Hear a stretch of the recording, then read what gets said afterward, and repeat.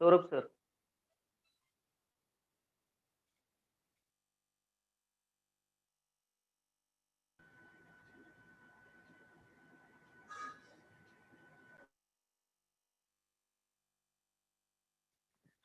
Okay, good morning to all of you.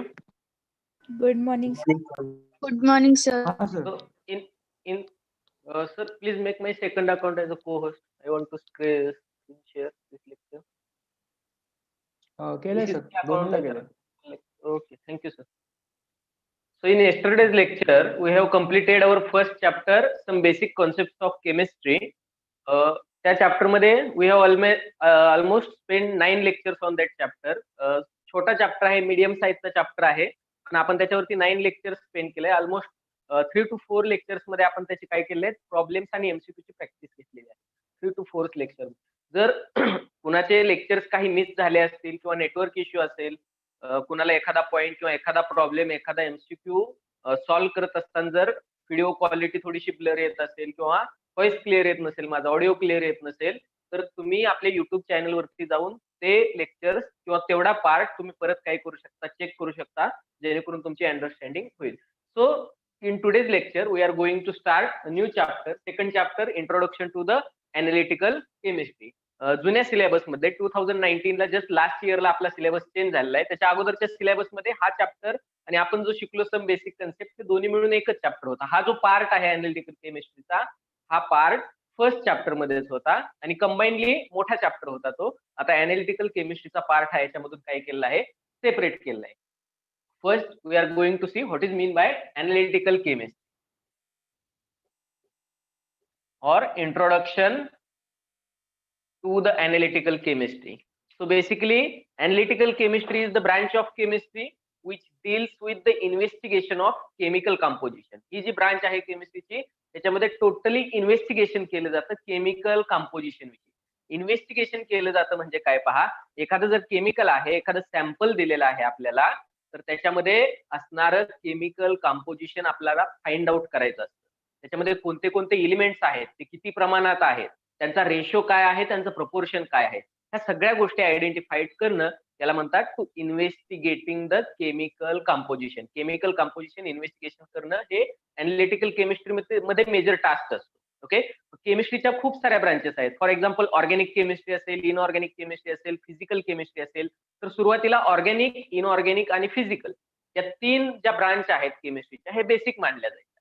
आणि त्याच्यानंतर investigation किंवा याचा इम्पॉर्टन्स लक्षात आल्यानंतर ही ब्रांच जी आहे ही बेसिक ब्रांच मध्ये कन्सिडर केली जाऊ लागले आणि फोर्थ ब्रांच झालेली आहे केमिस्ट्रीची. ओके, ऑर्गॅनिक कंपाऊंड मध्ये स्टडी ऑफ कार्बन कंपाऊंड, म्हणजे प्लांट आणि अॅनिमल बॉडी मध्ये जे काही कंपाऊंड असतात ते सगळे ऑर्गॅनिक कंपाऊंड असतात. तर ऑर्गॅनिक कंपाऊंडचा स्टडी हा ऑर्गॅनिक केमिस्ट्री मध्ये चालतो. It means compounds of carbon, hydrogen, oxygen यापासून बनलेले कंपाऊंड जे आहेत ते ऑर्गॅनिक कंपाऊंड कन्सिडर केले जातात. त्याच्यानंतर हे कंपाऊंड सोडून, ऑर्गॅनिक कंपाऊंड किंवा कार्बन कंपाऊंड सोडून राहिलेले इतर सर्व कंपाऊंड हे इनऑर्गॅनिक केमिस्ट्रीमध्ये येतात. इनऑर्गॅनिक केमिस्ट्रीमध्ये त्याचा स्टडी चालतो. सॉल्ट्स असतील, मिनरल्स असतील, ऍसिड्स असतील, या सगळ्या गोष्टी इनऑर्गॅनिक केमिस्ट्रीमध्ये त्याचा स्टडी केला जातो डिटेलमध्ये. फिजिकल केमिस्ट्रीमध्ये मॅटरच्या फिजिकल प्रॉपर्टीज स्टडी केल्या जातात. Melting point, boiling point, surface tension, viscosity, refractive index, अशा कितीतरी फिजिकल प्रॉपर्टीज आपण काय करू शकतो, सांगू शकतो. या सगळ्या फिजिकल प्रॉपर्टीज, त्याचे लॉज, या सगळ्यांचा स्टडी हा फिजिकल केमिस्ट्रीमध्ये केला जातो. तर अनालिटिकल केमिस्ट्रीमध्ये काय केलं जातं, अनालिटिकल केमिस्ट्रीमध्ये एखाद्या केमिकल सॅम्पलचं पूर्ण डिटेलमध्ये इन्व्हेस्टिगेशन केलं जातं. त्याचं कंपोजिशन काय आहे, म्हणजे त्याच्यामध्ये कोणते कोणते मटेरियल आहेत, कोणते कोणते एलिमेंट्स आहेत, ते किती प्रमाणात आहेत, इम्प्युरिटी किती आहे किंवा कंपाऊंडची प्युरिटी किती आहे, या सगळ्या गोष्टी काय केल्या जातात, स्टडी केल्या जातात. याच्या व्यतिरिक्तही काही केमिस्ट्रीमध्ये ब्रांचेस आहेत पहा. मेडिसिनल केमिस्ट्री असेल, इंडस्ट्रियल केमिस्ट्री असेल, अप्लाइड केमिस्ट्री असेल, ड्रग केमिस्ट्री असेल, अशा कित्येक ब्रांचेस आहेत केमिस्ट्रीच्या. आणि इंजिनिअरिंग मध्ये पण एक ब्रांच आहे केमिकल इंजिनिअरिंग. तर केमिस्ट्रीच्या खूप साऱ्या ब्रांचेस आहेत. याच्यामध्ये आपण 4 बेसिक ब्रांच, आपण जनरली आपला केमिस्ट्रीचा जो सिलेबस असतो हा 4 ब्रांच मध्ये डिवाइड करत असतो, ऑर्गॅनिक, इनऑर्गॅनिक, फिजिकल आणि अनालिटिकल. ओके, जर तुम्ही केमिस्ट्री मधून जर ग्रॅज्युएशनला वगैरे गेला, डिग्रीला वगैरे, तर 4 पेपर्स असतात, फिजिकल, अनालिटिकल, ऑर्गॅनिक आणि इनऑर्गॅनिक. तर हे 4 पेपर, त्यामुळे ह्या 4 बेसिक ब्रांचेस अशा कन्सिडर केल्या जातात. मग अनालिसिस जे आहे टोटल कंपाऊंडचं, किंवा आता आपण ज्या फर्स्ट चॅप्टर मध्ये जे काही लॉज शिकलो, जे काही फॉर्म्युलेज आपण पाहिले, नंबर ऑफ मोल्स कसे फाइंड आउट करायचे, नंबर ऑफ मॉलिक्युल्स कसे फाइंड आउट करायचे, नंबर ऑफ मॉलिक्युल्स दिले असेल तर त्याचं मास कसं फाइंड आउट करायचं, या सगळ्या गोष्टी कोरिलेट केल्या आपण एकमेकांशी. ह्या सगळ्या गोष्टींचा यूज आपल्याला इथं अॅनालिटिकल केमिस्ट्रीमध्ये होतो. अॅनालिटिकल केमिस्ट्रीमध्ये एखाद्या सॅम्पलचं इन्व्हेस्टिगेशन कसं केलं जातं, त्याच्यासाठी काही इन्स्ट्रुमेंट्स वापरले जातात, त्याची माहिती आपण घेणार आहोत. काही मेथड्स यूज केल्या जातात, तेही पाहायचं आहे आपल्याला. म्हणजे एखादा कंपाऊंड त्याचा स्टडी करत असताना 3 स्टेप्स असतात majorly, to separate, to identify and to quantify the matter. म्हणजे काय करावं लागतं बघा. फॉर एक्झाम्पल, समजा आपल्याकडे एक चॉक आहे, ओके, आणि त्याच्यामध्ये असणाऱ्या कॅल्शियमचं आपल्याला काय करायचं आहे, प्रपोर्शन काढायचं आहे, किंवा किती प्रमाणात कॅल्शियम आहे, किंवा या चॉक मध्ये जे मटेरियल दिलेलं आहे याच्यामध्ये कोणते एलिमेंट आहे. ओके, त्यासाठी जर तुम्हाला कॅल्शियम फाइंड आउट करायचं आहे किंवा कॅल्शियमची अमाऊंट फाइंड आउट करायची आहे, तुम्हाला बाकीच्या मटेरियल पासून कॅल्शियम हा वेगळा करावा लागेल. कॅल्शियम वेगळा करण्यासाठी काही मेथड्स असतात, काही ट्रिक्स असतात, काही केमिकल रिएक्शन्स असतात. तुम्ही कॅल्शियमचा कॅल्शियम सल्फेट बनवून त्याला वेगळा करू शकता. कॅल्शियमचा तुम्ही कॅल्शियम ऑक्साईड बनवून तुम्ही त्याला वेगळा करू शकता. त्याच्यासाठी आपण डिस्टिलेशन, प्रेसिपिटेशन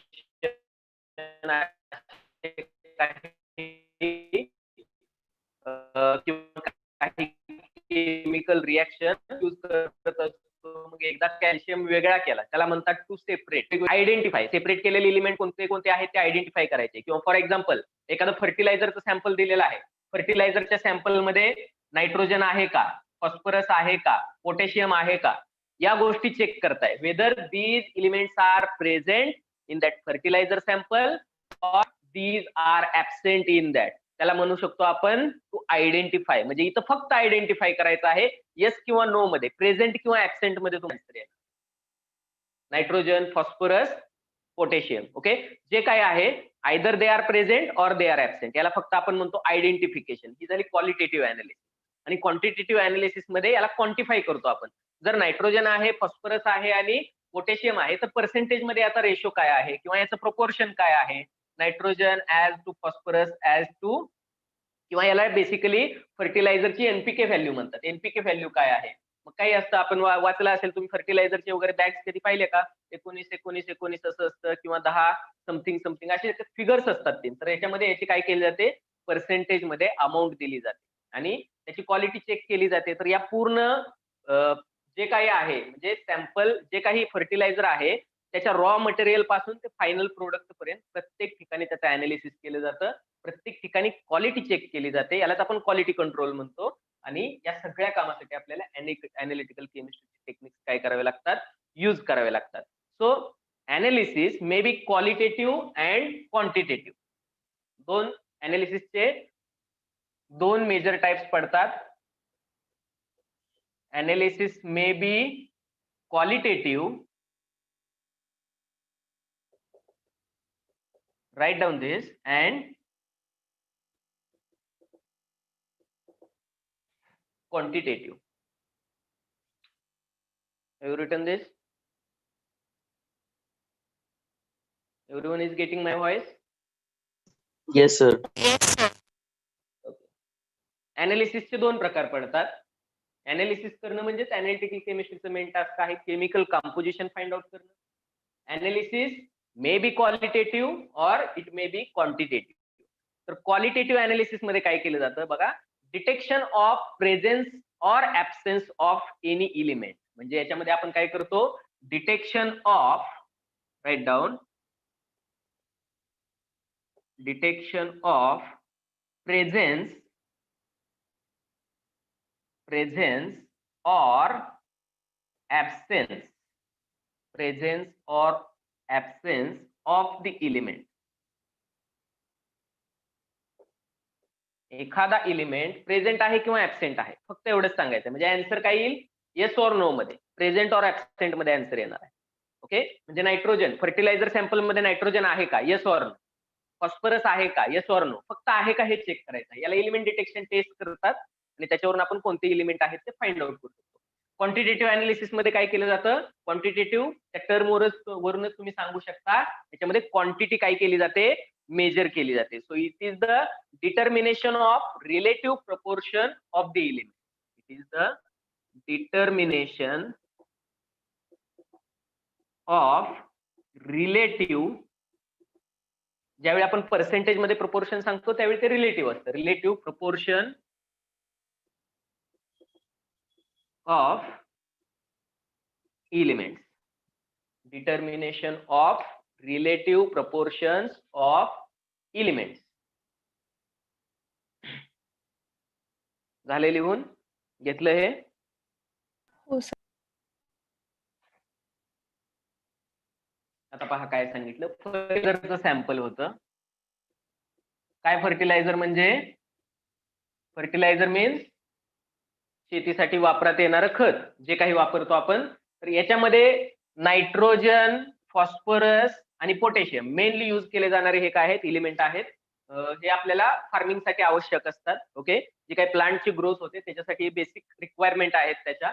तर याच्यामध्ये नायट्रोजन आहे किंवा नाही, फॉस्फरस आहे किंवा नाही, किंवा पोटॅशियम आहे किंवा नाही, प्रेझेंट आहे किंवा नाही, हे करण्यासाठी आपल्याला काय करावं लागतं? एलिमेंट डिटेक्शन टेस्ट करावं लागतं. मग ह्या एलिमेंट डिटेक्शन टेस्ट ज्या केल्या जातात, तर या गोष्टी येतात क्वालिटेटिव्ह अनालिसिसच्या अंडर. या गोष्टी कुठे येतात? Qualitative analysis. ओके, क्वालिटेटिव्ह म्हणजे काय? Detection of presence or absence of the element. म्हणजे आपण काय करतो? एखादा एलिमेंट दिलेल्या सॅम्पल मध्ये एखादा एलिमेंट प्रेझेंट आहे किंवा ऍब्सेंट आहे एवढं चेक करतो, तर आपण त्याला क्वालिटी चेक करतो म्हणतो, किंवा क्वालिटेटिव्ह अनालिसिस. क्वांटिटेटिव्ह अनालिसिस कशाला म्हणणार?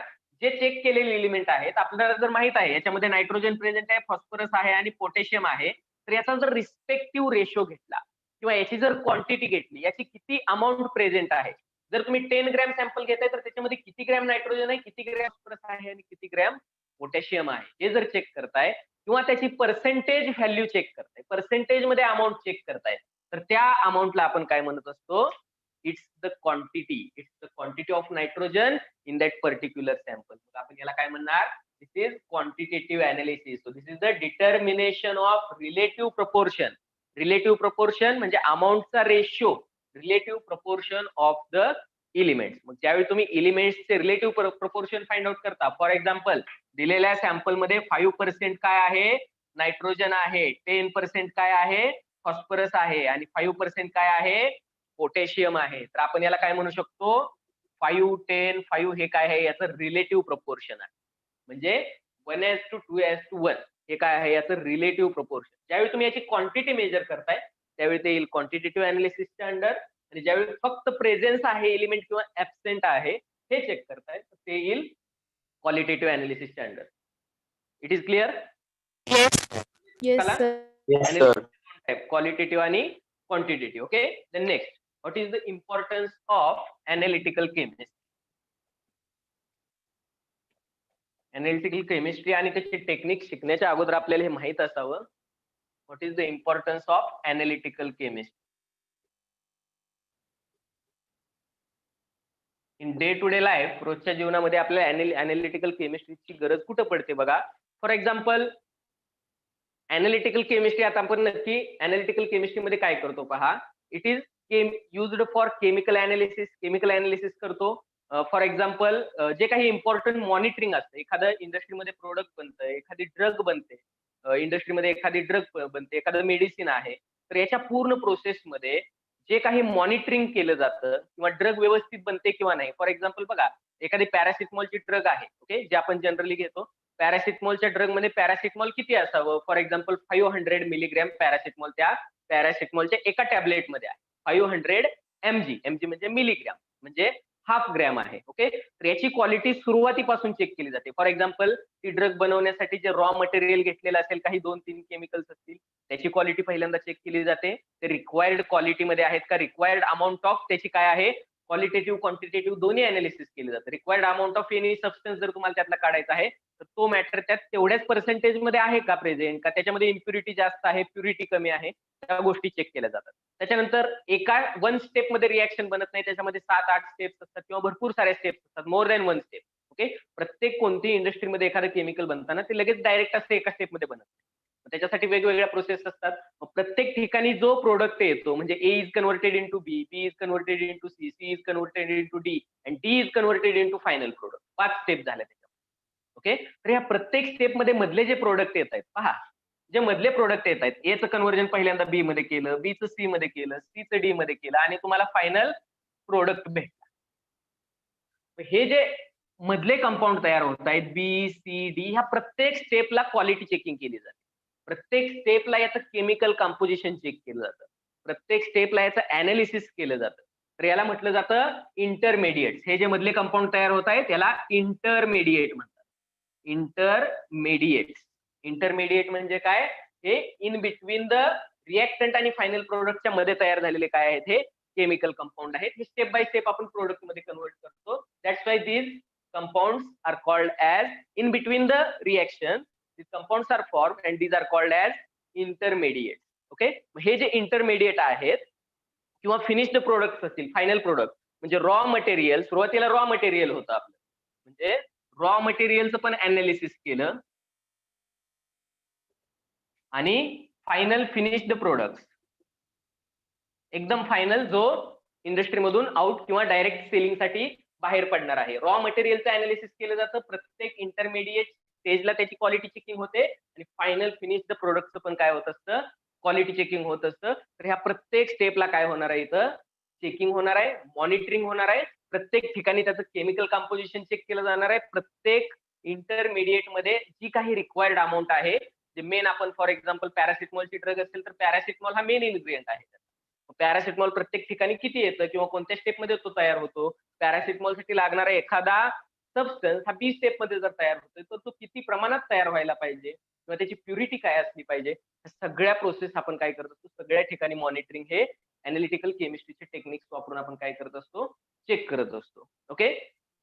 दुसरा एखादा यूज सांगायचा म्हटलं तर आपण एन्व्हायरमेंटल केमिस्ट्रीमध्ये किंवा एन्व्हायरमेंटलशी रिलेटेड सांगायचं म्हटलं तर आपण एअरची क्वालिटी चेक करत असतो.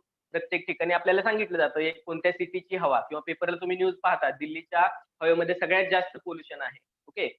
त्या प्रमाणात जर तुम्ही काही रिमोट एरियामध्ये गेलात तर तिथली हवा काय असते? जास्त शुद्ध असते. मग त्याच्यामध्ये असणाऱ्या कोणत्या आहेत? फॉर एक्झाम्पल जर जास्त ट्रॅफिक असेल, जास्त व्हेकल्स असतील तर कार्बन मोनॉक्साईड, कार्बन डायऑक्साईड यासारख्या गॅसचं, सल्फर डायऑक्साईड, नायट्रोजनचे काही ऑक्साईड, हे जे पॉइझनस गॅसेस आहेत याचं काय होतं? प्रमाण थोडंसं हवेमध्ये जास्त होतं. मग हेल्थला काय होतात? अफेक्ट करतात. ह्या सगळ्या गोष्टी आपण काय करत असतो? एअरची क्वालिटी चेक करतो. त्याच्याने आपण पोल्युशन कंट्रोल करू शकतो. जर आपल्याला हवेमध्ये नको असणारे घटक कोणते आहेत हे जर माहित झालं तर आपण ते काय करू शकतो? कंट्रोल करू शकतो किंवा त्याच्यासाठी एखादी मेथड डिस्कवर करू शकतो ते मिनिमाइज करण्यासाठी. ओके. त्याच्यानंतर ऍग्रिकल्चर फील्डमध्ये सांगितलं, प्रत्येक आपण आता ऍग्रिकल्चर फील्डमध्ये जे काही फर्टिलायझर वापरतो किंवा सॉइलचं सॅम्पल चेक केलं जातं, वॉटर अनालिसिस केलं जातं. जे आपल्या ऍग्रिकल्चरमध्ये जे काही आपण वॉटर यूज करतो त्याच्यामध्ये नक्की कोणते घटक कमी आहेत, कोणते जास्त आहेत. प्रत्येक ठिकाणची सॉइल वेगळी आहे. सांगितलं soil is the one form of mixture or matter. It is the form of matter. Mixture या प्रकारात मोडते ती, का तर प्रत्येक ठिकाणी त्याचं कंपोजिशन वेगळं असतं.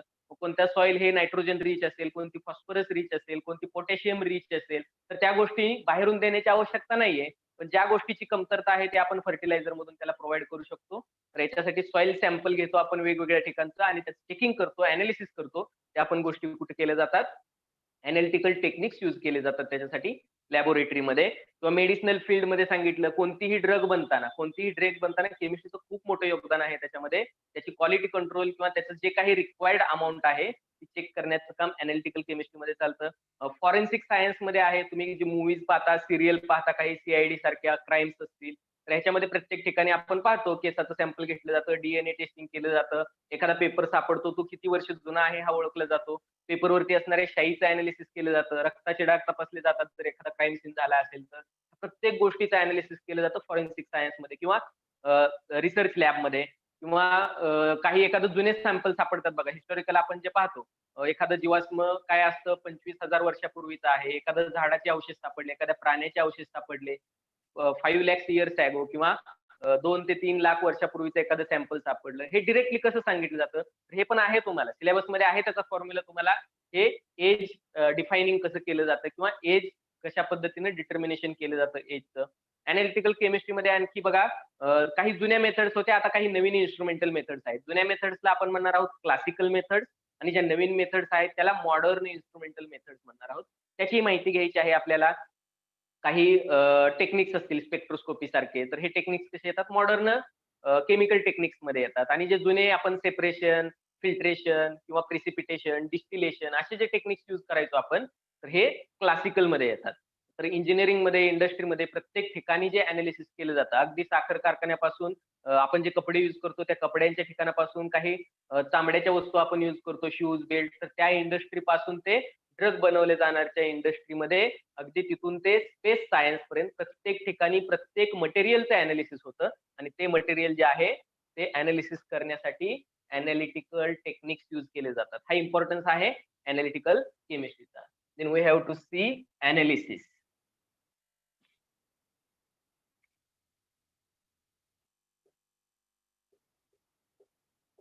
अनालिसिस कोणत्या पद्धतीने केलं जातं पहा. तर अनालिसिस मध्ये analysis is carried out on the small sample.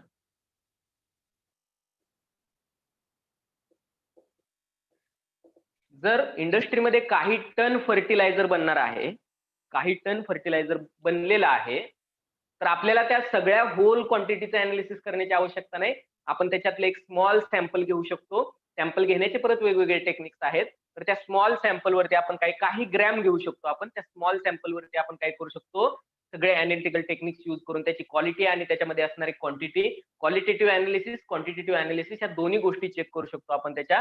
हे कॅरीड आउट केलं जातं. Analysis is carried out on the small sample rather than whole quantity. Whole quantity वरती केलं जात नाही, स्मॉल सॅम्पल वरती अनालिसिस काय केलं जातं, कॅरीड आउट केलं जातं. फॉर एक्झाम्पल पहा, अमाऊंट ऑफ सॉलिड जर काही ग्रॅम असेल, if it is in a few grams, काही ग्रॅम्स मध्ये जर आपण याचं काय घेतोय, अमाऊंट घेतोय सॅम्पलची, तर या टेक्निक्सला म्हटलं जातं सेमी मायक्रो अनालिसिस किंवा या अनालिसिसला काय म्हटलं जातं, सेमी, राईट डाऊन दिस, सेमी मायक्रो अनालिसिस. आणि आपल्याला अनालिटिकल टेक्निक्स मध्ये या चॅप्टर मध्ये आपला घेतला जाणार प्रत्येक सॅम्पलला काही ग्रॅम असेल, इट मीन्स हाफ ग्रॅम असेल, 1 ग्रॅम असेल, 1.5 ग्रॅम असेल, 2 gram, 5 gram, up to 10 gram.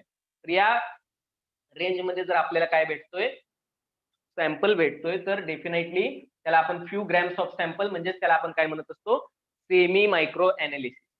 Okay, right down this.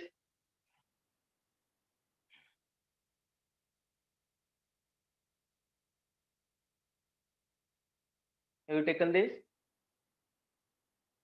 Yes, sir. Kirti, झाले सुरेश? ओके. अनालिसिस मध्ये बघा, आता काही मेथड्स आहेत क्लासिकल क्वालिटेटिव्ह अनालिसिसच्या. क्लासिकल म्हणजे जुन्या मेथड, क्लासिकल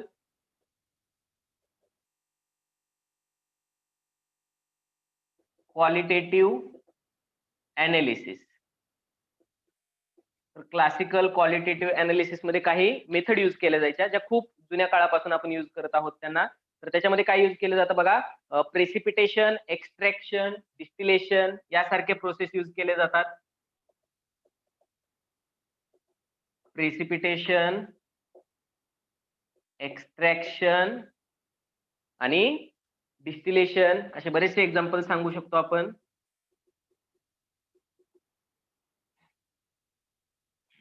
या झाल्या क्लासिकल मेथड झाल्या. प्रेसिपिटेशन म्हणजे काय पहा, जर एखादा कंपाऊंड आहे, लिक्विड कंपाऊंड आहे, त्याच्यामधून एखादा सॉलिड कंपाऊंड वेगळा करायचा आहे, तर त्याच्यासाठी एखादी केमिकल रिएक्शनने जर त्याचा एखाद्या कंपाऊंडचा सॉलिड बनवू शकू.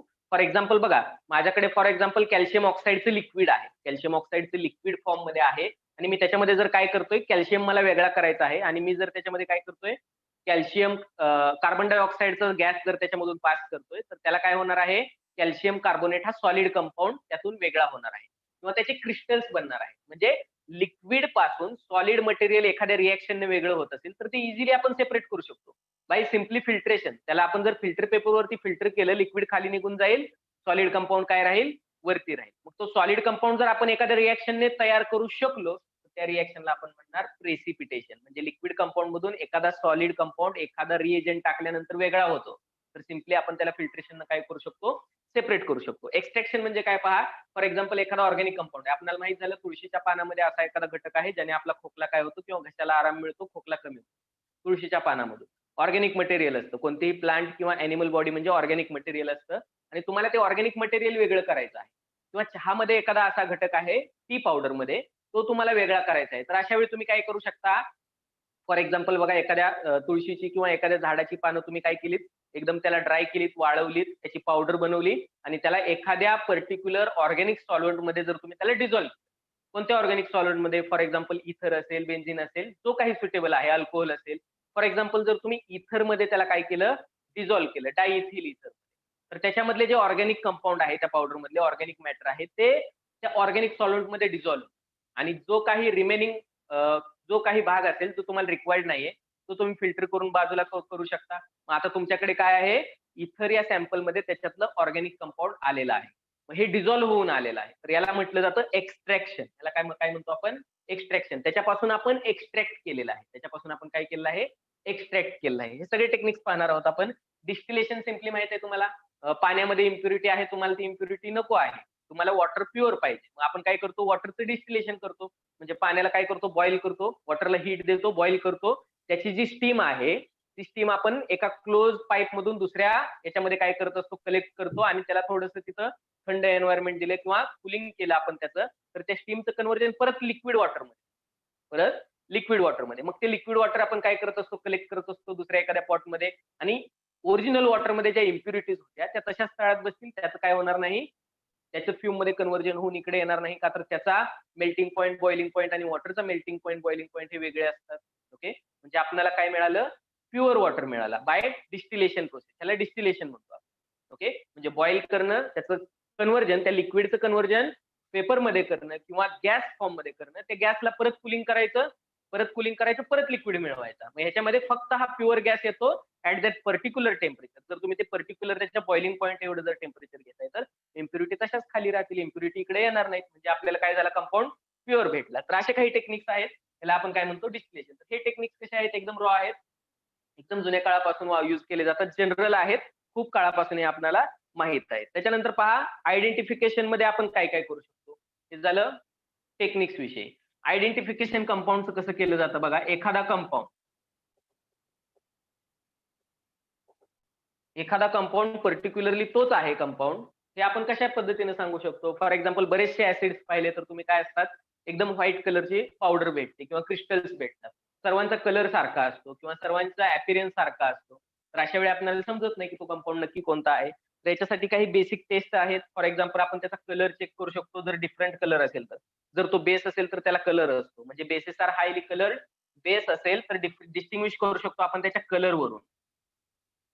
कलरवरून तुम्ही आयदर त्याची काय करू शकता, डिस्टिंग्विश करू शकता किंवा आयडेंटिफिकेशन करू शकता. ऑर्डर असेल, बऱ्याचशा केमिकल्सला त्याचा स्पेसिफिक असा एक वास असतो, त्याला आपण ऑर्डर म्हणतो. स्पेसिफिक अशी ऑर्डर असते त्याला केमिकलला. किंवा एक्झॅक्ट मेल्टिंग पॉईंट, एखादा सॉलिड कंपाऊंड आहे तो बरोबर 220 डिग्री सेल्सिअसला काय होतो, मेल्ट होतो, तर त्याच्यावरून ही मेजॉरिटीला आपण काय करतो, त्याचं आयडेंटिफिकेशन करतो. जर दिलेल्या कंपाऊंड बरोबर 220 डिग्री सेल्सिअसला मेल्ट झाला तर तो तोच कंपाऊंड आहे आपल्याला सांगू शकतो. तो आपल्याला ऑलरेडी त्याचा मेल्टिंग पॉईंट माहित होता. लिक्विड कंपाऊंड साठी हेच बॉइलिंग पॉईंट विषयी, म्हणजे लिक्विड कंपाऊंड कितीला बॉईल होतो. जर तो रूम टेम्परेचरला लिक्विड आहे तर त्याला बॉईल करा, आणि जर तो एक्झॅक्ट त्याच टेम्परेचरला बॉईल झाला तर आपण सांगू शकतो की हा त्याचा बॉइलिंग पॉईंट आहे. ओके, किंवा रिएक्टिव्हिटी, एखाद्या पर्टिक्युलर रिएजंट बरोबर त्याची रिएक्शन करून जर आपल्याला एखादा कलर्ड कंपाऊंड मिळतोय किंवा माहित असलेलं कंपाऊंड भेटतोय तर आपण त्याला रिएक्टिव्हिटी चेक करू शकतो. हे सगळं तुम्हाला या 2 वर्षामध्ये बऱ्याचशा गोष्टी याच्यातल्या शिकायच्या आहेत. ओके, रिएक्टिव्हिटी पण आपण काय करू शकतो, चेक करू शकतो. Then yes, your voice is not clear, Kirti. Ask me one more time. Sir, can you explain reactivity again? Reactivity check करताना काय पाहतो बघा, आयडेंटिफिकेशन करतोय आपण कंपाऊंडचं. एक तर तुम्हाला त्या कंपाऊंडचा कलर माहित आहे, तर तुम्ही कलरवरून आयडेंटिफिकेशन करू शकता. त्याची ऑर्डर माहित आहे, म्हणजे फॉर एक्झाम्पल बघा, बेन्झिन ह्या कंपाऊंडला लिक्विड आहे तर त्याला बायटर आल्मंड सारखा वास येतो. किंवा पहा, H2S गॅस आहे, झाले का तुम्हाला 8, 9, 10 मध्ये H2S गॅसचा कसा वास येतो, अमोनिया गॅसचा कसा वास येतो, एक पर्टिक्युलर स्मेल असतो, तर त्या स्मेलवरून आपण त्याचं आयडेंटिफिकेशन करू शकतो. जर सॉलिड कंपाऊंड असेल तर जर तो एक्झॅक्ट त्या एखाद्या टेम्परेचरला मेल्ट होतो हे आपल्याला माहिती आहे, आणि जर आपण दिलेले सॅम्पल जर त्याच स्टेपला काय झालं, मेल्ट झालं, त्याच टेम्परेचरला जर मेल्ट झालं तर आपण त्याला म्हणू शकतो की हा तोच कंपाऊंड आहे. किंवा लिक्विडच्या बाबतीत बॉइलिंग पॉईंट, जर तुम्हाला दिलं इथिल अल्कोहोल हे 78 डिग्री सेल्सिअसला बॉईल होणार आहे, पण तुम्ही दिलेले सॅम्पल चेक केलं, बरोबर 78 डिग्री सेल्सिअसला बॉईल झालं, तर तुम्ही सांगू शकता की ते इथिल अल्कोहोल. आणि रिएक्टिव्हिटी म्हणजे बघा, दिलेला कंपाऊंड एखाद्या रिएजंट बरोबर रिॲक्ट केला, दिलेला कंपाऊंड एखाद्या रिएजंट बरोबर, बरेचसे रिएजंट आपण शिकणार आहोत 12th स्टँडर्ड मध्ये. ओके, दिलेला कंपाऊंड एखाद्या रिएजंट बरोबर रिॲक्ट केला at particular condition of temperature, एखाद्या पर्टिक्युलर टेम्परेचरच्या कंडिशनला आपण त्याला रिॲक्शन करतोय. आणि माहित आहे आपल्याला या कंपाऊंड बरोबर जर रिॲक्ट केल्यानंतर जर आपल्याला येलो कलर मिळाला तर तो नायट्रोजन आहे, तर आपण सांगू शकतो की दिलेला सॅम्पल मध्ये नायट्रोजन आहे. ओके, किंवा या टेम्परेचरला रिॲक्शन केल्यानंतर आपल्याला ब्ल्यू कलर मिळतोय आणि तो जर सल्फर आहे तर आपण डेफिनेटली सांगू शकतो की हा काय आहे, सल्फर आहे. म्हणजे एखाद्या पर्टिक्युलर रिॲक्टंट बरोबर रिॲक्शन करा, आपल्याला माहिती आहे जर या रिएजंट बरोबर नायट्रोजन कंबाईन झाला तर आपल्याला ब्ल्यू कलर मिळतो, आणि दिलेला सॅम्पल रिॲक्ट केल्यानंतर पण आपल्याला ब्ल्यू कलर मिळाला तर तो नायट्रोजन असण्याचे चान्सेस जास्त आहेत. किंवा या एखाद्या रिएजंट बरोबर या टेम्परेचरला सल्फर बाइंड होतो आणि येलो कलर मिळतो, तर आपण काय सांगू शकतो, दिलेल्या सॅम्पल बरोबर जर रिॲक्शन झाली आणि येलो कलर मिळाला तर सल्फर इज प्रेझेंट म्हणू शकतो आपण, आणि जर येलो कलर नाही मिळाला तर आपण म्हणू शकतो सल्फर इज ऍबसेंट. तर आपल्याला हे सगळं नॉलेज काय आहे, ऑलरेडी आहे आपल्याकडे, कोणता कलर तयार होतो किंवा कोणता कंपाऊंड फॉर्म होतो. Have you got this, Kirti? Yes, sir. Okay, the next quantitative मध्ये व्हॉल्युमेट्रिक आणि ग्रॅव्हिमेट्रिक अनालिसिस केलं जातं बघा. क्लासिकल क्वांटिटेटिव्ह ज्या मेथड आहेत, क्वांटिटेटिव्ह मेथड मध्ये ग्रॅव्हिमेट्रिक अँड व्हॉल्युमेट्रिक अनालिसिस केलं जातं बघा. व्हॉल्युमेट्रिक व्हॉल्युमशी रिलेटेड आहे, ग्रॅव्हिमेट्रिक मासशी रिलेटेड आहे. एखादा कंपाऊंड सेपरेट करायचं, त्याचा मास काय करायचं, फाइंड आउट करायचं. म्हणजे पहा, कॅल्शियम कार्बोनेट मध्ये काय आहे, कॅल्शियम किंवा एखादा सॅम्पल आहे, कोणताही रॉ मटेरियल असेल, मायनिंग करून आपण अर्थ पासून मिळवलेलं आहे, आणि याच्यामध्ये असणाऱ्या कॅल्शियमचं प्रोपोर्शन किंवा कॅल्शियमचं प्रमाण मला काढायचं आहे. किंवा मॅग्नेशियम आहे फॉर एक्झाम्पल, तर मॅग्नेशियमचं प्रमाण मला काढायचं आहे. तर मी काय करणार, मॅग्नेशियमचा पार्ट सेपरेट करणार, एखादा रिएजंट टाकून त्याची अशी रिएक्शन करणार की मॅग्नेशियमचं कन्व्हर्जन हे काय झालं पाहिजे, मॅग्नेशियम ऑक्साईड मध्ये झालं पाहिजे. मग मॅग्नेशियम ऑक्साईड हा माझ्यासाठी नोन कंपाऊंड आहे. मॅग्नेशियम ऑक्साईडचं मोलार मास जे आहे ते आपल्याला माहित आहे, त्याचे किती मोल्स आहेत, किती ग्रॅम मध्ये आपण फाइंड आउट करू शकतो. मग त्याला काय केलं, हिटिंग केलं आणि त्याचं कन्व्हर्जन ओपन एअर मध्ये त्याला बर्न केलं आणि त्याचं कन्व्हर्जन आपण कशात केलं, मॅग्नेशियम ऑक्साईड मध्ये केलं, की जो नोन कंपाऊंड आहे. मग त्या मॅग्नेशियम ऑक्साईड जो तयार झालाय त्याचं मास घेतलं आपण, मॅग्नेशियम ऑक्साईडचं मास चेकआउट केलं. जर आपल्याला मास मिळालं तर आपण सांगू शकतो की त्याच्यामध्ये मॅग्नेशियमचं प्रमाण किती आहे. तर मॅग्नेशियम ऑक्साईड मध्ये मॅग्नेशियमचं मास आणि ऑक्सिजनचं मास याचा रेशो आपण पुट करू शकतो, जे आपल्याला ऑलरेडी माहित आहे, या फर्स्ट चॅप्टर मध्ये आपण शिकलेलो आहे. त्याचा रेशो काय आहे, मग त्याच्या ऍटॉमिक मासेस वरून त्याचा रेशो क्रिएट करू शकतो आणि त्याच्यामध्ये एक्झॅक्ट मॅग्नेशियम किती आहे हे सांगू शकतो. मग आपल्याला मॅग्नेशियम किती आहे जर मिळालं तर आपण सांगू शकतो एवढ्या सॅम्पल मध्ये एवढा मॅग्नेशियम, तर टोटल एवढ्या सॅम्पल मध्ये किती असेल. जर आपण अनालिसिससाठी 1 ग्रॅम घेतलं होतं फॉर एक्झाम्पल, 1 ग्रॅम मध्ये आपल्याला काहीतरी मिलीग्रॅम मॅग्नेशियम भेटला, तर टोटल सॅम्पल मध्ये किती असेल हे आपण डिरेक्टली युनिटरी मेथड यूज करून आपण सांगू शकतो. जे आपण सेंटेन्स वगैरे स्टँडर्ड बनवायचो त्याच्यावरून आपण सांगू शकतो. म्हणजे ग्रॅव्हिमेट्रिक मध्ये काय केलं जातं, एखादा नोन कंपाऊंड मध्ये त्याचं कन्व्हर्जन करा, त्याचं मास बघा. नोन कंपाऊंड विषयी सगळंच माहिती आहे तुम्हाला, ॲव्होगाड्रोस फॉर्म्युला तुम्ही अप्लाय करू शकता, दोन्हीचा रेशो घेऊ शकता ॲटॉमिक मासेसचा. त्यावेळी आपण सांगू शकतो की दिलेल्या सॅम्पल मध्ये एवढं ग्रॅम मॅग्नेशियम आहे. It is clear. So this is done in gravimetric analysis, and volumetric analysis is same, but it is for the liquid compound. जर लिक्विड कंपाऊंड असेल तर आपण टायट्रेशन करू शकतो, ऍसिड बेस टायट्रेशन, किंवा नोन असलेल्या कंपाऊंड बरोबर त्याची रिएक्शन करा, एंड पॉइंट मिळतो, एखादा इंडिकेटर टाकतो आपण त्याच्यामध्ये, एंड पॉइंटला कलर चेंज होतो, जेवढ्या ml ला कलर चेंज झालाय त्याच्यावरून आपण त्याचा इक्विव्हॅलन्स सांगू शकतो. जसा इक्विव्हॅलन्स आपण मोल्स वरून सांगू शकतो, सेम तोच इक्विव्हॅलन्स आहे, फक्त ग्रॅमच्या युनिट मध्ये नाही येतं, तो व्हॉल्यूमच्या म्हणजे ml च्या युनिट मध्ये आहे. किती ml चा 1 मोल होतो हे पण आपण काय करू शकतो, त्याच्यावरून प्रेडिक्ट करू शकतो. तर ह्या जनरली यूज केल्या जातात. Then chemical methods of quantitative analysis.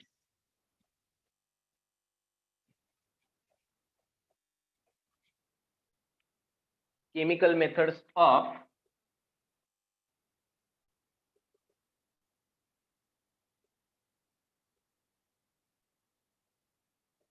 Quantitative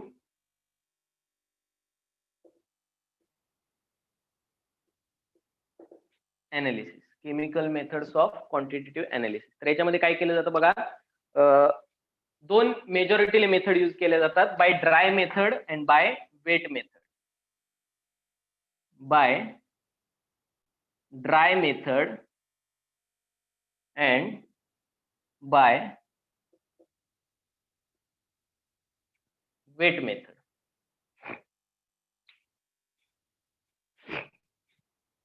बघा तुम्ही या टर्मवरूनच सांगू शकता. वेट मेथड मध्ये काय असणार आहे, दिलेलं सॅम्पल हे डिझॉल्व्ह केलं असणार आहे वॉटरमध्ये किंवा सुटेबल सॉल्व्हंट मध्ये. जर तुम्ही डिझॉल्व्ह करताय आणि लिक्विड फॉर्म मध्ये त्याच्या टेस्ट करताय तर त्याला आपण काय म्हणू शकतो, वेट मेथड. फॉर एक्झाम्पल बघा आपल्याला एखादं सॅम्पल दिलेलं आहे, कोणतंही असेल ते sample, for example sugar sample दिलेलं आहे, त्या सॅम्पलचं अनालिसिस करायचं.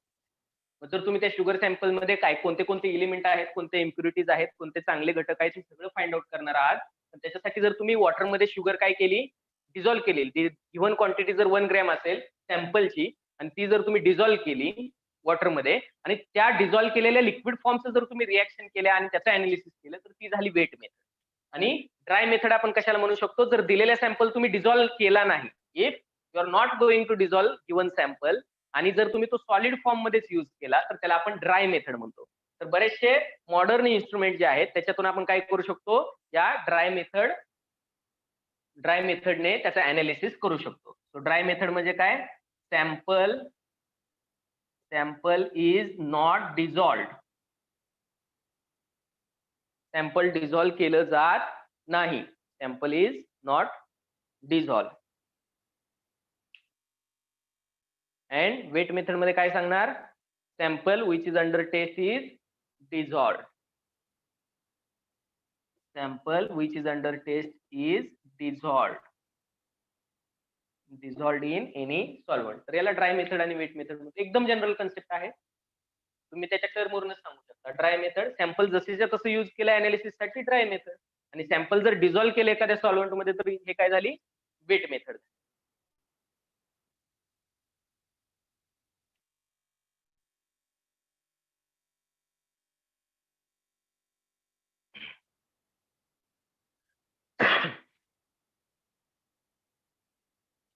त्याच्यानंतर पहा, सेमी मायक्रो अनालिसिस मध्ये लॅब मध्ये काही ऍपरेटस यूज केले जातात.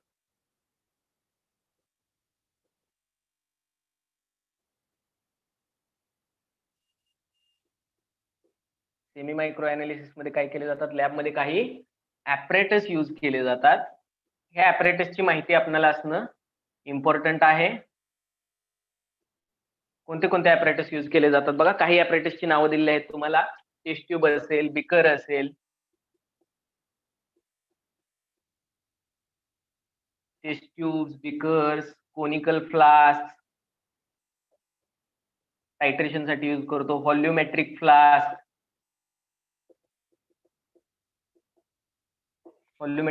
यूज करतो, देन मेजरिंग सिलेंडर यूज करतो,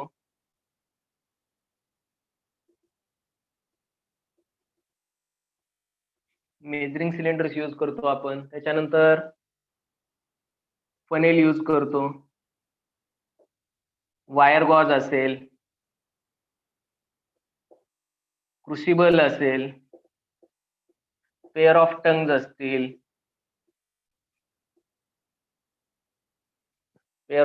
असतील, असे बरेचसे काय करतो आपण लॅब मधले ऍपरेटस काय करत असतो, यूज करत असतो. याचा यूज प्रॉपर माहित पाहिजे. लॅब मध्ये गेलात का रे 10 पर्यंत? 10 पर्यंत लॅब मध्ये गेलाय? कोणते कोणते ऍपरेटस माहित आहेत तुम्हाला? यातले कोणते कोणते ऍपरेटस प्रॅक्टिकल रन केलेत प्रत्येकाने? तनिषा, वेदांत, प्रॅक्टिकल रन केलेत का? झालेत? बऱ्याच वेळ पहा केमिस्ट्री मध्ये प्रॅक्टिकल वर्कला खूप सारा इम्पॉर्टन्स आहे. सगळा रिसर्च प्रॅक्टिकल वर्क वरती चालतो. आणि ह्याच्यातली मोठी गंमत अशी आहे की प्रॅक्टिकलचे जे टेक्निक्स आहेत, लॅबमध्ये गेल्यानंतर आपण एखादी काचेची वस्तू, काचेचा बेकर असेल, तो आपण कशा पद्धतीने पकडणार आहोत हातामध्ये, किंवा टेक्निक्स काय आहेत, किंवा बुक मध्ये दिलं झालं आपल्याला याच्यामध्ये हे ऍड करा, त्याच्यामध्ये ते ऍड करा, त्याला एवढे वेळ हिटिंग करा. पण हे सगळं करत असताना त्याचा सेटअप कसा करायचा आहे, कोणत्या प्रिकॉशन्स घ्यायच्या आहेत, कोणत्या गोष्टी करायच्या आहेत, आणि त्याच्यापेक्षा महत्त्वाचं म्हणजे कोणत्या गोष्टी करायच्या नाहीयेत, कोणत्या गोष्टी अवॉइड करायच्या आहेत तुम्हाला, those things which are not allowed in lab. Okay, या पण गोष्टीची माहिती असणं तितकंच इम्पॉर्टंट आहे. तर आपण पाहूया, स्क्रीन शेअर करून आपण काही फोटो दाखवूयात तुम्हाला याचे. जर इफ एनीवन इज, जर तुम्हाला याच्यामध्ये आयडिया जर येत नसेल तर आपण काय करूयात, स्क्रीन शेअर करून काही गोष्टी सांगूयात. स्क्रीन दिसते माझी? स्क्रीन दिसते का रे तुम्हाला? No. No, sir. Okay, wait. आता दिसते? Yes. ओके, पहा, इमेजेस दिसतायत का?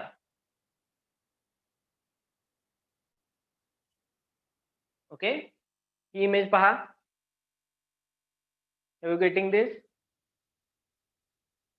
काय दिसते स्क्रीनवरती? Different instruments used in chemistry.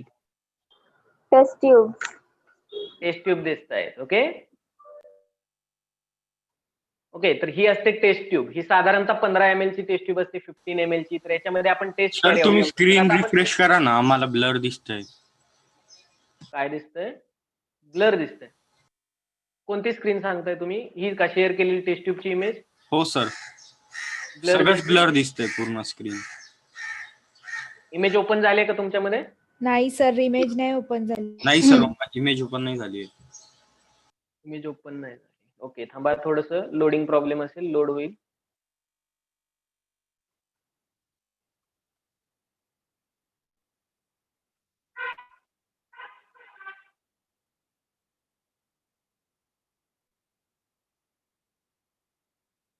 सगळे छोटे छोटे दिसत आहेत का तुम्हाला आता? सर एकदा परत एकदा स्क्रीन शेअर करा ना. थांबा. ओके,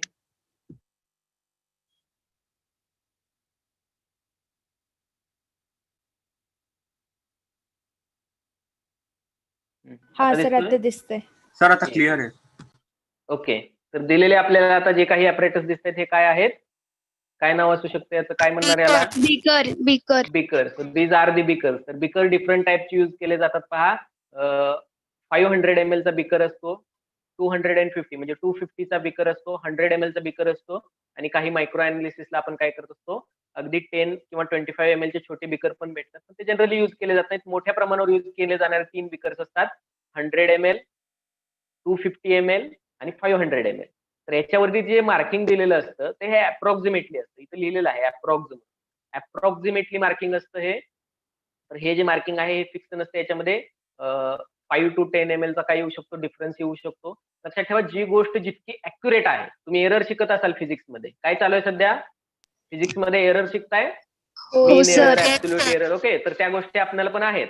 तर जेवढी एखादी गोष्ट अॅक्युरेट असते तेवढी त्याचं व्हॅल्युएशन जास्त असतं, तेवढी त्याची किंमत जास्त असते. हे जे बिकर आहे ते अप्रॉक्सिमेटली. आता हे आपण जनरली कशाला युज करतो? फॉर एक्झाम्पल, एखादं केमिकल घ्यायचं आहे, एखादं लिक्विड मटेरियल घ्यायचं आहे, तर ते लिक्विड मटेरियल आपण काय करत असतो, याच्यामध्ये घेत असतो. तर हे कॅरी करण्यासाठी, याच्यातून त्याच्यामध्ये मिक्स करण्यासाठी, तर या पर्पजसाठी, जनरल पर्पजसाठी एक आपण काय करत असतो, हे बिकर यूज करत असतो. टेस्ट ट्यूब पहा. आता टेस्ट ट्यूब मध्ये वेगवेगळ्या कलरचे छानसे इथं केमिकल भरून दाखवलेले आहेत आपल्याला. तर टेस्ट ट्यूब ही जनरली कशासाठी यूज करतो आपण पहा. तर टेस्ट ट्यूब मध्ये जे काही आता आपण सांगितलं, सेमी मायक्रो अनालिसिस, तर याच्यामध्ये काय होतंय, तर सॅम्पलची क्वांटिटी खूप कमी असते. सॅम्पलची क्वांटिटी काय असते? खूप कमी असते. मग याच्यासाठी मोठ्या कोणत्याही गोष्टीची रिक्वायरमेंट नाहीये, बिकरची नाही, किंवा कोनिकल फ्लास्क मध्ये तुम्ही रिएक्शन करू शकत नाही. तर ही जी टेस्ट ट्यूब असते ही जनरली 10 ml किंवा 15 ml ची असते. 10 ते 15 ml ची टेस्ट ट्यूब असते. काही 10 ml च्या असतात, काही 15 ml च्या असतात. तर याच्यामध्ये अनालिसिस केलं जातं. फॉर एक्झाम्पल, जर तुम्हाला दिलेल्या कंपाऊंड मध्ये एखादा रिएजंट टाकल्यानंतर जर तुम्हाला व्हायोलेट कलर भेटणार आहे, तर तुम्ही काय करणार, दिलेल्या कंपाऊंडची क्वांटिटी इथपर्यंत घेणार, त्याच्यामध्ये परत रिएजंट ऍड करणार, आणि तुम्हाला हाफ टेस्ट ट्यूब मध्ये ती रिएक्शन कॅरी आउट होते. व्यवस्थित तुम्ही त्याला काय करू शकता, शेक करू शकता आणि मिक्स करू शकता दोन केमिकल, आणि तुम्हाला जो काही रिक्वायर्ड कलर आहे तो. आणि लक्षात ठेवा, टेस्ट ट्यूब मध्ये जे ऑब्झर्वेशन होतात ते मेजॉरिटीली 90% कलरचे होतात. कलर चेंज किंवा प्रेसिपिटेट, टेस्ट ट्यूबच्या खाली आपण पाहू शकतो सॉलिड कंपाऊंड वेगळा झालाय का, त्याला म्हणतो आपण प्रेसिपिटेट तयार झालेला आहे. किंवा कधी कधी काय होतं, एखादं व्हाईट लिक्विड येतं, किंवा कधी कधी याच्यातून एखादा गॅस रिलीज होतो. तो गॅस कोणता आहे आपल्याला समजत नाही, पण आपण त्याचे बुडबुडे पाहू शकतो, बरोबर की नाही? गॅस बबल्स वरती येताना आपण पाहू शकतो.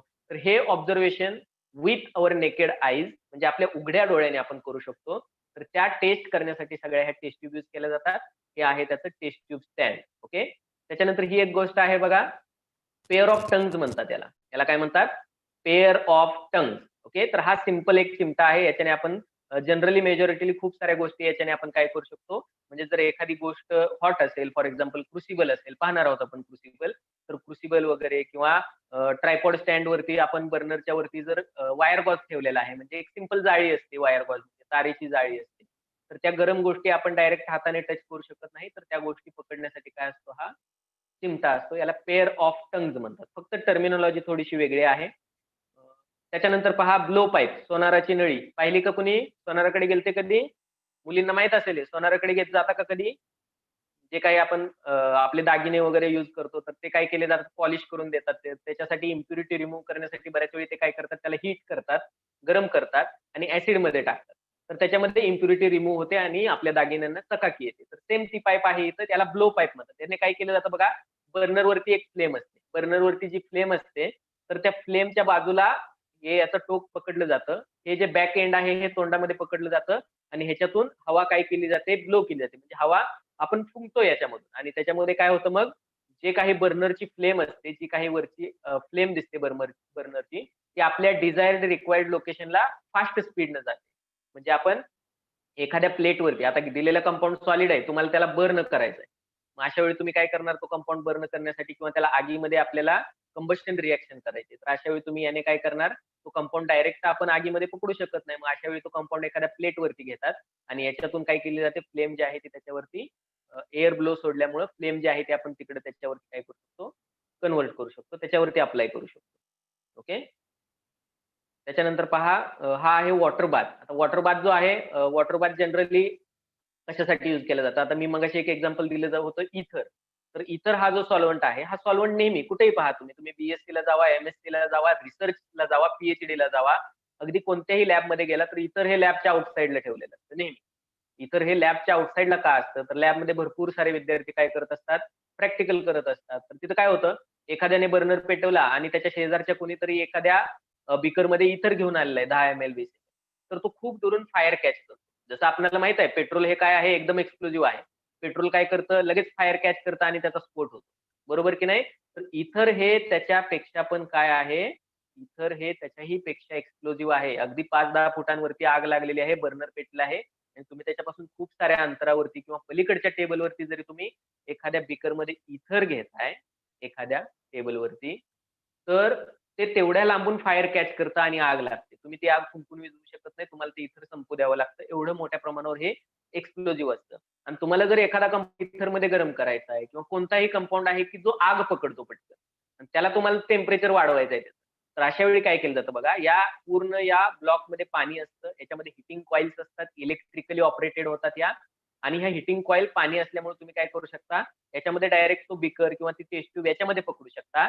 जेणेकरून इथं कुठेही आग डायरेक्ट दिली जात नाही. पण पाण्याचं जसं टेम्परेचर वाढतं, वॉटरचं जेवढं टेम्परेचर वाढेल, तेवढं टेम्परेचर आपल्या केमिकल्सचं पण काय होणार आहे, वरच्या बीकर मधल्या असेल किंवा टेस्ट ट्यूब मधल्या वाढणार आहे. मग जर तुम्ही टेस्ट ट्यूब यामध्ये काय करणार आहात, पुट करणार आहात, तर हे छोटंसं झाकण तुम्ही काढू शकता मधलं. दिसतं का हे तुम्हाला? हे छोटंसं झाकण काढू शकता. बघा याच्यामध्ये एकामध्ये 4-5 वेगवेगळ्या साईजची झाकणं आहेत. त्याच्यापेक्षा मोठी गोष्ट तुम्ही याच्यामध्ये डीप करताय तर वेगळं झाकण तुम्ही त्याच्यामध्ये काढू शकता. तर ही अशी वेगवेगळी झाकणं दिलेली आहेत तुम्हाला 3 ते 4. तर जेवढ्या साईजचं तुम्ही ॲपरेटस त्याच्यामध्ये डीप करणार आहात त्या बॉइलिंग वॉटर बाथमध्ये, तर त्या साईजचं तुम्ही काय करू शकता, झाकणाची साईज तुम्ही ती काय करू शकता, यूज करू शकता. तर याच्यासाठी दिलंय. तर हे आता हे नवीन आलेलं आहे. जुने कन्व्हेन्शनल यूज केले जायचे कॉपरचे, तर ते बर्नरवरती ठेवले जाईल. म्हणजे किंवा आपण साधं घरामध्ये आपण चहा बनवण्यासाठी किंवा दूध गरम करण्यासाठी एखादं पातेलं यूज करत असू, तर त्याच्यामध्ये पण आपण त्या भांड्यामध्ये पण पाणी घेऊन त्याच्यामध्ये बीकर ठेवू शकतो. तर तो पण झाला वॉटर बाथ. ओके. म्हणजे ही काही फार मोठी कन्सेप्ट नाही. वॉटर बाथ म्हणजे फक्त एखादं असं भांडं आहे, की जे बॉइलिंग वॉटर प्रोव्हाईड करतं. म्हणजे डायरेक्ट आगीशी संपर्क येत नाही. डायरेक्ट फ्लेमशी संपर्क येत नाही आणि ऑर्गॅनिक कंपाऊंड आपला काय होत नाही, तिथं फायर कॅच करत. हा बन्सेन बर्नर आहे. बन्सेन बर्नर म्हणतात याला. तर इथं गॅसची पाईप जोडली जाते. इथं हा याचा कॉक असतो आणि वरती आपल्याला फ्लेम भेटते. इथं एअर आपण कंट्रोल करू शकतो या नॉबने. ही नॉब जर फिरवली आपल्याला तर फ्लेम मोठी किंवा छोटी करता येते. जेवढी एअर पास होईल जास्त तेवढी फ्लेम काय होणार, मोठी होणार. किंवा आपण एअर जर कमी केली, एअर सप्लाय जर कमी केला तर आपण ऑक्सिजनचा सप्लाय कमी करतोय. तर अशा वेळी काय होणार आहे, ही पूर्णपणे कमी होऊन जाणार आहे. हा बन्सेन बर्नर आहे बघा. इथं तर त्याची याच्यात कोणता फ्लेम गॅस दाखवली. असतो? जो आपण जनरली घरी यूज करतो, तो गॅस आपण इथे यूज करू शकतो एल-पी-जी. जनरली लॅबमध्ये 99% एल-पी-जीचे सिलेंडर यूज केले जातात. जो घरचा गॅस आहे तो इथं जोडू शकतो आपण आणि आपल्याला फ्लेम मिळते. जर तुम्ही एखाद्या वेगळ्या पर्पजसाठी जर तुम्हाला गॅस पाहिजे असेल, तर तुम्ही ॲसिटिलीन वगैरे किंवा बाकीचे जे गॅसेस आहेत ते यूज करू शकता. पण इथं याचा पर्पज मेन असतो हीटिंग करणं. याचा मेन पर्पज काय आहे? हीटिंग करणं. वेल्डिंगसाठी. गॅस वेल्डिंग माहिती आहे प्रत्येकाला, गॅस वेल्डिंग करतो आपण. मेटलचे पार्ट एकमेकांना जोडतो. तर गॅस वेल्डिंगसाठी काय जोडूही शकतो आणि एखादा पार्ट तोडूही शकतो आपण गॅस वेल्डिंग. तर गॅस कटर किंवा गॅस वेल्डिंग जे करतो आपण, तर गॅस वेल्डिंगमध्ये ॲसिटायलिन गॅस आणि एल-पी-जी गॅस या दोन्हीचं मिक्स कॉम्बिनेशन यूज केलं जातं. मेजॉरिटीली ॲसिटिलीन गॅसचीच फ्लेम असते ती, की जिचं टेम्परेचर खूप जास्त असतं. तर पण हे जे लॅब मध्ये आपण वापरणार आहे आपला पर्पज काय फक्त हिटिंग करणं. आणि फक्त हिटिंग करणं म्हणजे काय आपल्याला फक्त फ्लेम पाहिजे. मग त्याच्यासाठी आपण एलपीजी जो घरचं सिलेंडर आहे ते पण आपण काय करू शकतो इथं कनेक्ट करू शकतो. तो सप्लाय देऊ शकतो गॅसचा. त्याच्यानंतर सेंट्रीफ्यूज म्हणून एक मशीन असायचं बघा.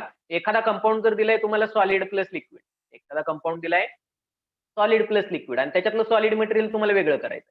तर अशा वेळी काय केलं जातं बघा, या कॅपिलरी मध्ये काय केलं जातं किंवा या ट्यूब मध्ये छोटी टेस्ट ट्यूब आहे तर याच्यामध्ये हे काय केलं जातं, दिलेलं सॅम्पल पुट केलं जातं, ते याच्यामध्ये प्लेस केलं जातं, हे क्लोज केलं जातं आणि हे काय होतं इलेक्ट्रिकली ऑपरेटेड होतं आणि खूप मोठ्या प्रमाणावर हे खूप हाय स्पीडने काय होतं रोटेट होतं. आणि हे जर फिरलं खूप मोठ्या ह्याने तर काय होतं आपल्याला माहित आहे सेंट्रीफ्युगल फोर्स शिकला का फिजिक्स मध्ये, centrifugal force, Yes, sir. Centrifugal force. तर सेंट्रीफ्युगल फोर्स हे काय असतं, सेंटर पासून आउटसाइडला असतं. तर हे फोर्स काय करत असतं सॉलिड मटेरियलला जे काही याला फोर्स सेंट्रीफ्युगल फोर्स जे काही याच्यावरती याला जे अप्लाय होणार आहे तर त्याच्याने तो सॉलिड मटेरियल एकदम तळात जाऊन बसणार आहे याच्या. तर जुन्या काळामध्ये जर तुम्ही पाहिलं असेल मिल्क वगैरे जिथं कलेक्शन केलं जातं दुधाच्या डेअरीज असतात तर त्याच्यामधलं फॅट जे आहे फॅट हे सॉलिड मटेरियल असतं थोडंसं डेन्स मटेरियल असतं डेन्सर मटेरियल. तर ते दुधातलं फॅट चेक करण्यासाठी अशी मशीन असायची त्याला हँडल असायचा हँडलने फिरवलं काही खूप जोरात फिरायचं गिअर बॉक्स असायचा त्याला आणि ते फिरलं का त्याच्यामध्ये ज्या टेस्ट ट्यूब मध्ये आपण दुधाचं सॅम्पल टाकलं त्याचं फॅट जे आहे ते तळामध्ये जायचं. तर अशा पद्धतीने ते दुधाचं फॅट चेक केलं जातं. आता सगळ्या इलेक्ट्रॉनिक्स आलेले सगळे इलेक्ट्रॉनिक्स मशीन आहेत. डीप केलं त्याच्यामध्ये सेन्सर जर डीप केला तर आपल्याला त्याच्यामधल्या फॅटचं आणि डिग्रीचं प्रपोर्शन कळतं. तर जुन्या काळात तशा मशीन युज केल्या जायच्या. तर हे आता इलेक्ट्रिकली ऑपरेटेड आहे त्याच्यातून सॉलिड मटेरियल इझिली वेगळं होऊ शकतं.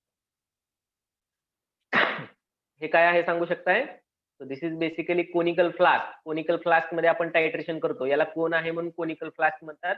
ब्युरेट मधून आपण काय करत असतो वरून ब्युरेट मधून आपण त्याच्यामध्ये काय करत असतो दुसरे जे केमिकल आहे ते ऍड करत असतो. त्याच्यामध्ये एखादा इंडिकेटर टाकला जातो आणि दिलेला रिएजंट टाकला जातो. तर याच्यामध्ये काय होतं दिलेली सगळी कंडिशन्स जर आपण काय केली अचीव्ह केली तर आपल्याला काय भेटतं याचा कलर चेंज भेटतो एका स्पेसिफिक पॉइंटला. वरून आपण ड्रॉप बाय ड्रॉप ऍडिशन करतो. वरती 0 सेट केलेला असतो कशाला ब्युरेटला आणि आपण जर ड्रॉप बाय ड्रॉप ऍडिशन करतो तर आपल्याला जर 25 ml ला एंड पॉइंट आहे म्हणजे कलर चेंज आहे तर तिथं लगेच कलरलेस टू पिंक होणार, पिंक टू कलरलेस होणार, कलरलेस टू ब्ल्यू होणार, कलरलेस टू वाईन रेड होणार, वाईन रेड टू कलरलेस होणार. हे सगळे कलर आहेत आणि हे कलर वरती जो रिएजंट आपण ऍड करणार आहोत वरून ब्युरेटने तर त्या रिएजंटच्या एका रिक्वायर्ड क्वांटिटीला एंड पॉइंट भेटतो. म्हणजे फॉर एक्झाम्पल 15 ml असेल 25 ml असेल तर आपल्याला तिथं टायट्रेशन जे आहे ते आपण याच्याने कॅरी आउट करत असतो. तेही पाहणार आहोत आपण. अॅनालिटिकल टेक्निक्स जे आहेत याचा डायग्राम वगैरे आपल्याला नेक्स्ट चॅप्टर मध्ये आहे. तर आपण परत तिथे एकदा हे रिवाइज करूयात. पेअर ऑफ टंगचा शेप आहे इथं पेअर ऑफ टंग ते पाहिलं ऑलरेडी. हे क्रुसिबल आहे मेजॉरिटी मेड इन जपान असतात हे. तर हे जे छोटं आहे याच्यामध्ये साधारणतः व्हॉल्यूम असतो 5 ml 10 ml किंवा 15 ml इतकं छोटं आहे. म्हणजे घरामध्ये जर तुम्हाला खास करून मुलींना माहित असेल कुंकुवाचा एक करंड असतो कुंकू लावतात कुंकुवाचा छोटासा चांदीचा करंड असतो माहिती का तर त्या साईजचा आहे. माहितीये का रिप्लाय करा. हो सर. नसेल तर आईला विचारा तुम्हाला सांगतील ते. तर एवढ्या छोट्या साईजचं आहे कुंकू ज्याच्यामध्ये आपण ठेवतो इतक्या छोट्या साईजचं काय आहे हे क्रुसिबल आहे. मेजॉरिटी मेड इन जपान असतं. खूप हाय टेम्परेचर हे काय करू शकतं सस्टेन करू शकतं हाय टेम्परेचरला. मग मी मगाशी जे एक्झाम्पल देत होतो तुम्हाला मॅग्नेशियमचं कन्व्हर्जन मॅग्नेशियम ऑक्साईड मध्ये करतोय त्याला हिटिंग करून तर त्याच्यासाठी 3-3 5-5 तास हिटिंग करावी लागते आणि ती जी हिटिंग करतो आपण ती या क्रुसिबल मध्ये करतो आणि या क्रुसिबल मध्ये हिटिंग करतो. हे वरचं झाकण आहे याला लीड म्हणतात. त्याला काय म्हणतात क्रुसिबलचं लीड LID लीड म्हणतात आणि हे काय आहे त्याचं हे क्रुसिबल आहे. तर याची किंमत साधारणतः जर तुम्ही चांगल्या क्वालिटीचं घेतलं तर 4 ते 5,000 रुपयांपर्यंत किंमत असते. एवढं हे हायली सेन्सिटिव्ह असतं. हायली चायना मटेरियल पासून बनलं जातं. चायना क्ले जे असतं चिनी माती म्हणतो आपण. कप बशी ज्या मटेरियल पासून बनतात सेम तसं मटेरियल असतं किंवा पोर्सेलिन पासून बनतं हे. पण त्याची जी प्युरिटी असते किंवा ते मटेरियल असतं हे एकदम कॉस्टली आणि एकदम हाय क्वालिटीचं असतं. जे कप आणि बशी बनवायला मटेरियल वापरतो ते डिरेक्टली वापरू शकत नाही आपण. ते तेवढी हीट सस्टेन करणार नाही. ओके या पद्धतीने बघा इथे एक ट्रायंगल दिलेला आहे तारेचा. याला पाईप्स असतात क्ले पाईप्ड म्हणजे क्लेच्या पाईप बनवलेल्या असतात आणि त्याच्यावरती हे पुट केलं जातं आणि बर्नर आहे. तर खालून बर्नरची फ्लेम येते तुम्हाला दिसू शकेल इथं. तर हे काय केलं जातं याच्यावरती हिटिंग केलं जातं खूप मोठ्या प्रमाणावरती 3-3 तास 5-5 तास हिटिंग केलं जातं. सगळे त्याच्यामधले कंपाऊंड्स उडून जातात आणि फक्त रेसिड्यू राहतो खाली ऑक्साईडचा. ओपन एअर मध्ये आपण त्याला हिटिंग करतोय म्हणजे हवेतल्या ऑक्सिजन बरोबर त्या पर्टिक्युलर इलिमेंटचा ऑक्साईड राहतो याच्यामध्ये आणि ते आपण परत वेट बॅलन्स वरती पहिल्यांदा एमटी क्रुसिबलचं वजन घ्या आणि तो दिलेल्या सॅम्पल मधला ऑक्साईड बनवा, याच्यामध्ये टाका, हीट करा आणि परत याचं वजन. मग हे जे मास डिफरन्स आहे याच्यावरून आपण त्यातल्या रेसिड्यूचं किंवा ऑक्साईडचं मास कॅल्क्युलेट करू शकतो. वेट बॅलन्स हे आहे पोर्सेलिन डिश, याला इव्हॅपोरेटिंग डिश म्हणतात किंवा चायना डिश म्हणतात. तर मेन टर्म आहे याच्यासाठी इव्हॅपोरेटिंग डिश. एखादं मटेरियल इव्हॅपोरेटिव्ह असेल तर त्याचं इव्हॅपोरेशन करण्यासाठी म्हणजे सॉलिडचं कन्व्हर्जन डायरेक्ट गॅसमध्ये होतं. पाहिलं का तुम्ही नॅफ्थलिनच्या गोळ्या असतात काय होतं, किंवा कापूर असतो घरामध्ये, कापूर काय होतं, ठेवला का थोडे दिवस ठेवला कापूर ओपन एअर मध्ये काय होतो, इव्हॅपोरेट. इव्हॅपोरेट होतो. म्हणजे काय होतं, डायरेक्ट गायब होतो. गायब कसा होतो, सॉलिडचं कन्व्हर्जन लिक्विड मध्ये, लिक्विडचं गॅसमध्ये नाही होत. काय होतं, डायरेक्ट सॉलिडचं गॅस मध्ये. कन्व्हर्जन डायरेक्ट गॅसमध्ये होतं. त्याला Yes. आपण इव्हॅपोरेशन म्हणतो. मग एक स्टेप मधली जर आपण काय करत असू, मिस करत असू तर त्याला इव्हॅपोरेशन म्हणत असतो आपण. ओके, मग याच्यामध्ये इव्हॅपोरेशन करण्यासाठी या डिशचा युज केला जातो. इथे एखादं केमिकल घेतलं जातं, खालून हिटिंग केली जाते, वरती उलटा फनेल ठेवला जातो याच्यावरती, आणि त्या फनेलच्या आतमध्ये त्याचे क्रिस्टल जमा होतात. म्हणजे हेच सॉलिडचं कन्व्हर्जन गॅसमध्ये होतंय आणि तो परत थंड करून आपण त्याचं सॉलिड मिळवू शकतो. क्रिस्टल वगैरे भेटतात याच्यामध्ये. हे फनेल युज करत असतो आपण एखाद्या, आता आपण जे काही पाहतो व्हॉल्युमेट्रिक फ्लास्क वगैरे, तर याचे नेक जे असतात ते एकदम छोटे असतात, छोटी ओपनिंग असते त्याला. तर त्याच्यामध्ये आपण काय करत असतो, छोट्या ओपनिंग मध्ये एखादं लिक्विड मटेरियल, लिक्विड केमिकल जर आपल्याला पुट करायचं आहे तर आपण ते फनेलच्या साह्यानं काय करू शकतो, एकदम सिंपल जनरल पर्पज साठी युज आहे. आता हे मेजरिंग सिलेंडर आहेत पहा, 50 ml चा आहे, 100 ml, 300 ml, 500 ml, 1 लिटर. याच्यापेक्षाही छोटे असतात, 25 ml चे असतात, 10 ml चे असतात, 5 ml चे असतात. ओके, तर हे मेजॉरिटीले 100 ml पासून ते 5 ml पर्यंतचे मेजॉरिटी यूज केले जातात आपल्या लॅबोरेटरीमध्ये. याच्यावरती मार्किंग असतात, याच्यावरती जे मार्किंग आहे ते ऍक्युरेट आहे. आणि हे सगळे ग्लासवेअर हे एकदम टफ अशा बोरोसिलिकेट ग्लास पासून बनलं जातं. बोरोसिलिकेट मटेरियल म्हणजे बोरॉन आणि सिलिकॉन आणि ऑक्सिजन या तिन्हीचं एक कंपोजिट मटेरियल आहे.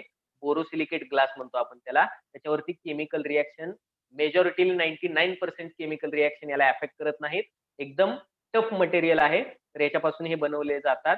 तर हे मार्किंग जे असतं ते ऍक्युरेट असतं. ह्याच्यातला एरर एकदम कमी असतो. जितका एरर कमी असतो याचं काय होतं, कॉस्टिंग वाढतं. ओके, ते जनरली थोडेसे कॉस्टली असतात. 300, 400, 500 रुपयाला एक पीस भेटतो याचा, 100 ml चा वगैरे घेतला तर. तर या पद्धतीने याचं कॉस्टिंग असतं का तर त्याची अॅक्युरेसी तेवढी आहे. ओके, देन नेक्स्ट हे आपण कलर बनवण्यासाठी वापरत असतो, माहित आहे का? कलर बनवण्यासाठी पेंटिंग Yes, करताना sir. यूज केले असं छोटं छोटं, प्रत्येक याच्यात Yes. वेगळ्या वेगळ्या कलर करतो. तर ते सेम आहे, Palette. फक्त आपण आता केमिस्ट्रीमध्ये यूज करतो. याला स्पॉट प्लेट म्हणतात. त्याला काय म्हणतात, स्पॉट प्लेट म्हणतात. स्पॉट प्लेट म्हणजे काय, एखाद्या केमिकल घेतलंय तुम्ही, याच्यात घेतलं, याच्यात घेतलं, याच्यात घेतलं, एकदम 3-4 रिएजंट बरोबर तुम्हाला रिएक्शन करायचे आहे. तर तुम्ही काय करू शकता, प्रत्येक रिएजंट त्याच्यामध्ये ड्रॉप बाय ड्रॉप प्रत्येकात टाकू शकता. म्हणजे टाइम कन्झ्युमिंग नाहीये आणि छोट्या स्केलला रिएक्शन होते आणि आपल्याला लगेच कळतं कलर कुठे चेंज होतोय, कुठं होत नाही. हे व्हॉल्युमेट्रिक फ्लास्क आहेत बघा, मी सांगितलेलं. याच्यावरती एकच मार्किंग असतं. इथं जे दिसतंय आता तुम्ही इथं पाहू शकता, इथं एकच मार्किंग आहे. ओके, ही कोरलेली काचेमध्ये कोरलेली रेष असते किंवा वरून कलरने पण बऱ्याच वेळी पेंट करतात. पण जनरली मेजॉरिटी ही काचेमध्ये कोरलेली लाईन असते. तर समजा हे जर 500 ml चा किंवा हा जर 250 ml चा जर व्हॉल्युमेट्रिक फ्लास्क आहे, जे आपण आता बोर्डवरती पाहिलं, व्हॉल्युमेट्रिक अनालिसिस साठी आपण याचा युज करतोय. तर काय होतं, एकच लाईन आहे, याच्यामधले कोणतेही मेजरमेंट तुम्ही घेऊ शकत नाही. याच्यामधले कोणतेही मेजरमेंट तुम्ही काय करू शकत नाही, घेऊ शकत नाही. तुम्ही डायरेक्ट एकच मेजरमेंट घेणार 250. म्हणजे गिव्हन सॅम्पल आपण 250 ml ला व्हॉल्युमेट्रिक अनालिसिस मध्ये 250 ml ला त्याला सॉल्व्हंट मध्ये किंवा वॉटर मध्ये डायल्यूट केलेला आहे. 250 ml ला बरोबर डायल्यूट केला. मग ह्या 250 ml चे 10 ml, 15 ml, 25 ml घेऊन आपण टायट्रेशन करतो. त्याच्यातून आपल्याला केमिकलची मोलार रेशिओ आपण परत पुट करतो. केमिकलची व्हॅल्यू मिळते आपल्याला, किती एंड पॉइंट येतो वगैरे. मग जर 10 ml साठी एवढा एंड पॉइंट असेल तर 250 साठी किती, ही परत युनिटरी मेथडने आपण मल्टिप्लिकेशन करून यात काढू शकतो. म्हणजे दिलेला सॅम्पल हा किती असू शकतो, 1 ग्रॅम आहे, 1.5 ग्रॅम आहे, आपल्याला त्याची एक्झॅक्ट अमाऊंट आपण ते कॅरी करू शकत नाही. आणि आपल्याला काय करायचं असतं, लिक्विड फॉर्म मध्ये याचं टायट्रेशन करायचं असतं. मग डायरेक्ट आपण 250 ml ला काय करणार, डायल्यूट करणार. हे लक्षात ठेवणार कितीला डायल्यूट केले. दिलेलं 1 ग्रॅम सॅम्पल मध्ये 250 ml सोल्युशन बनवलं आणि त्यातले 10 ml घेऊन प्रत्येक वेळी आपण चेक केले. 10 ml साठी एंड पॉइंट मिळाला आपल्याला समथिंग. जर त्याच्यामध्ये एवढी मिलीग्राम क्वांटिटी मिळाली तर 250 मध्ये तेवढ्याने आपण त्याला मल्टिप्लाय करून त्याच्यामधली क्वांटिटी काढू शकतो. तर हे 50 ml चे असतात, 100 ml चे असतात, 250 चे. तर हे मेजॉरिटी यूज केले जातात 50, 100 आणि 250. 500 जास्त यूज केलं जात नाही लॅबमध्ये. ही वॉच ग्लास आहे बघा. एखादं केमिकल तुम्हाला सांगितलं आता सॅम्पल 1 ग्रॅम घ्या. पण सॅम्पल 1 ग्रॅम घेणार कशावरती, वेट बॅलन्स वरती. तर वेट बॅलन्स वरती 1 ग्रॅम किंवा हाफ ग्रॅम घेत असताना या वेगवेगळ्या साईजच्या वॉच ग्लास यूज केल्या जातात केमिकल घेण्यासाठी. का तर या काचेच्या असल्यामुळं अनरिएक्टिव्ह असतात, ह्या रिएक्ट होत नाहीत त्याच्याबरोबर. आणि कोणत्याही केमिकल बरोबर आणि इझिली याला आपण क्लीन वगैरे करू शकतो, स्वच्छ करून आपण घेऊ शकतो. एकदम ट्रान्सपरंट आहेत आणि ह्या केमिकल वजन वेट बॅलन्स वरती वेट करण्यासाठी या काय केल्या जातात, यूज केल्या जातात. त्याच्यानंतर जो काय दाखवलं होतं मी तुम्हाला, वॉटर बाथ दाखवलेला. तर हा जुन्या काळातला कॉपरचा वॉटर बाथ आहे बघा. याच्या खाली बर्नर पुट करू शकता. वेगवेगळी झाकणं आहेत ही जास्त आहे. टेस्ट ट्यूब जर तुम्ही डिप करताय तर तुम्हाला फक्त हेच झाकण खोलावं लागेल. या होल मधून काय होऊ शकते, टेस्ट ट्यूब जाऊ शकते. टेस्ट ट्यूब पेक्षा मोठं काही जर तुम्ही त्याच्यामध्ये वॉटर बाथ मध्ये ठेवताय तर हे होल तुम्हाला ओपन करावं लागेल. आणि त्याच्यापेक्षा मोठा बीकर वगैरे ठेवताय तर हे किंवा हे होल तुम्हाला ओपन करावं लागेल. ही बाकीची झाकणं काढून ठेवावी लागतील आणि याच्या खाली बर्नर असेल सिम्पली. आणि हे कॉपरचा आहे. तर हा जुन्या काळातला काय आहे, वॉटर बाथ आहे. वॉटर बाथने हिटिंग करण्यासाठी. हा जो वरती दिसतोय हा वायर गॉज आहे. याला ट्रायपॉड स्टँड म्हणतो आपण. जे खाली आहे ते ट्रायपॉड स्टँड. याच्या खाली आपण काय करतो, याच्या खाली आपण बर्नर पुट करतो, बर्नर ठेवतो आणि बर्नरची फ्लेम या वायर गॉजने. इथं मध्ये जे आहे ते याला ऍस्बेस्टॉस काय असतं, मध्ये थोडंसं याला कोटिंग केलेलं असतं, जेणेकरून हीट सगळीकडे म्हणजे हीट सप्लाय करणारं मटेरियल कोणतंही इथं काय केलं जातं, अप्लाय केलं जातं, जेणेकरून सगळीकडे पूर्ण बिकरच्या वगैरे तळाला काय व्हावी, हीट भेटावी. तर हे हिटिंग पर्पज साठी आहे. सिम्पली एक तारेची जाळी आहे, याला वायर गॉज म्हणतात. बुक मध्ये नेम आहे वायर गॉज. पेअर ऑफ टंगचं परत आहे, pair of tong test tube. ठीक आहे. जेवढे माझ्याकडे इमेजेस होते तेवढ्या इमेजेस काय झालेत मी तुम्हाला दाखवलेले आहेत. तेवढ्या इमेजेस मी तुम्हाला दाखवलेल्या आहेत. तर आणखी खूप सारे ऍपरेटस आपण युज करत असतो, पण ते ऍपरेटस आपण काय करणार आहोत, बाकीचे ऍपरेटस आहे ते आपण अॅनालिटिकल टेक्निक्स मध्ये पूर्ण ऍपरेटस आणि त्याचा सेटअप पाहणार आहोत. तर लॅबची माहिती तुम्हाला असावी, तर अशा गोष्टींसाठी आपण काय केलेलं आहे, थोडंसं स्क्रीन शेअरिंग करून तुम्हाला आयडिया दिलेली आहे. जर तुम्हाला जम्बलिंग होत असेल, कोणताही ऍपरेटस वगैरे तुम्हाला समजत नसेल, तुम्ही गुगल वरती सिम्पली त्याचं नाव टाकून त्याचे फोटो किंवा त्याची इमेज तुम्ही काय करू शकता, पाहू शकता. तर या पद्धतीने आपल्याला ऍपरेटसची माहिती असणं गरजेचं आहे. तर आता जे काही सिलेबसचे नेक्स्ट पॉईंट आहेत, फॉर एक्झाम्पल आपल्याला सायंटिफिक नोटेशन्स वगैरे पाहायचे आहेत, जे फिजिक्स मध्ये वगैरे आहे. जनरली एरर कसा असतो, मीन ऍब्सोल्यूट एरर कसा असतो, positive error, negative error, man-made error असतो, काही पर्सनल एरर, काही एरर हा इन्स्ट्रुमेंटल एरर असतो. तर ह्या सगळ्या गोष्टींची आपल्याला माहिती पण करायची आहे. आणि जे काही नोटेशन्स आहेत, टर्म्स कशा युज करणार आपण, हे सगळं आपण नेक्स्ट लेक्चरला पाहूयात. Because our time is over. जे काही सांगितले आजच्या लेक्चरला ते समजलंय का प्रत्येकाला? प्रत्येकाला Yes, समजलं sir. आहे? Yes, sir. Sir. Okay. So can we stop this session? Yes, sir. Yes. Okay.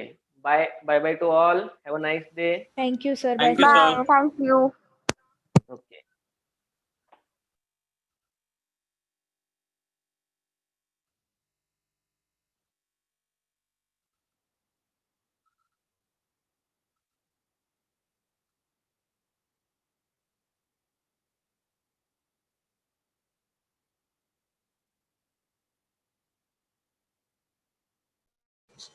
Sir परत जॉईन करू का?